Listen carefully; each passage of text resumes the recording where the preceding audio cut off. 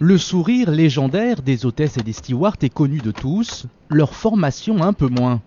Pour devenir personnel navigant commercial au sein d'une compagnie aérienne, l'obtention d'un diplôme, le CFS, certificat de formation à la sécurité, est nécessaire en France, recommandé en Europe et ailleurs. Ce certificat vous offre aussi la capacité, même si dans d'autres compagnies du reste du monde, il n'y a pas forcément un diplôme requis. Je pense à des compagnies comme Etihad, comme Emirates, comme Suisse, où ce sont des formations qui sont intra-compagnies. Mais c'est un diplôme qui est quand même aujourd'hui relativement reconnu. On a beaucoup de compagnies, par exemple anglaises, Ryanair, EasyJet, Aer Lingus, même British Airways, qui sont venus et qui viennent régulièrement prendre des jeunes. Et pour réussir l'examen, mieux vaut se rendre dans l'un des 10 centres de formation agréés en France, comme ici, au CFATB. En un mois, les 24 candidats vont réviser leur base en termes de secourisme, de réglementation ou encore de sécurité aérienne.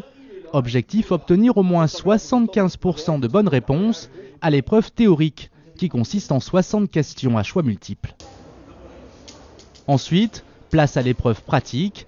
Elle dure 40 minutes. Et il faut commencer par se jeter à l'eau. Il y a deux épreuves, donc il y a la montée canot, montée passager, montée PNC. Puis il y a une épreuve gilet, équipement gilet, d'accord? On s'équipe avec le gilet. Une fois qu'on s'est équipé, on tracte son camarade sur 25 mètres. Pas si simple de faire les bons gestes et de rassurer son partenaire avec un gilet bien gonflé. L'épreuve est limitée dans le temps, les candidats ont moins d'1 minute 30.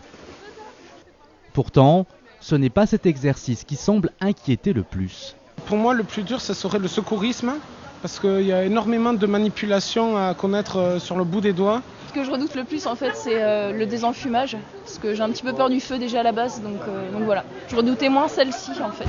Car après la piscine, les futures hôtesses et stewards doivent savoir évoluer dans une cabine enfumée, éteindre un feu qui se déclare à bord, ou encore réanimer un passager victime d'un malaise.